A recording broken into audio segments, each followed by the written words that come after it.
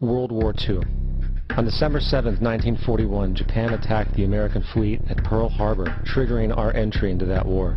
President Franklin D. Roosevelt declared the attack was a day that will live in infamy. A day of infamy indeed, but not because of the alleged surprise attack on Pearl Harbor.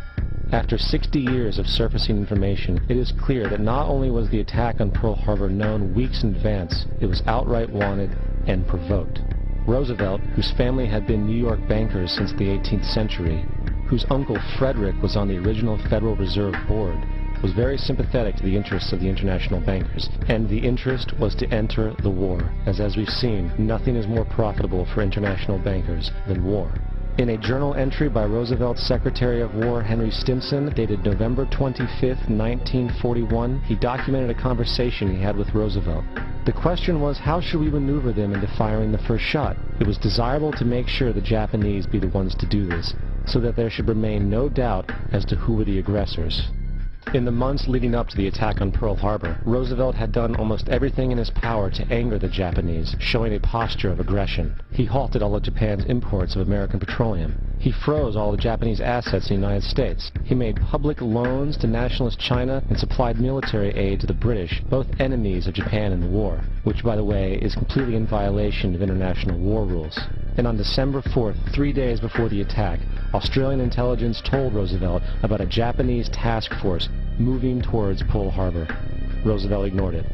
So, as hoped and allowed, on December 7, 1941, Japan attacked Pearl Harbor, killing 2,400 soldiers. Before Pearl Harbor, 83% of the American public wanted nothing to do with the war. After Pearl Harbor, 1 million men volunteered for the war.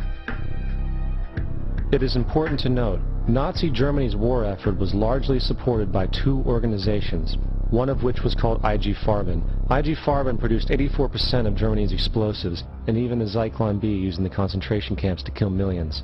One of the unspoken partners of IG Farben was J.D. Rockefeller's Standard Oil Company in America. In fact, the German Air Force could not operate without a special additive patented by Rockefeller Standard Oil.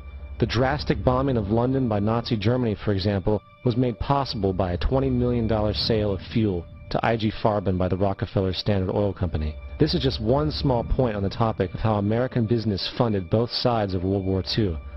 One other treasonous organization worth mentioning is the Union Banking Corporation of New York City.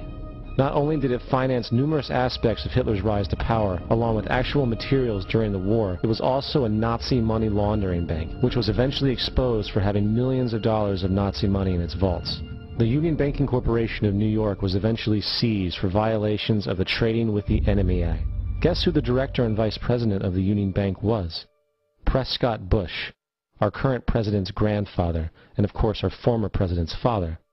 Keep that in mind when considering the moral and political dispositions of the Bush family.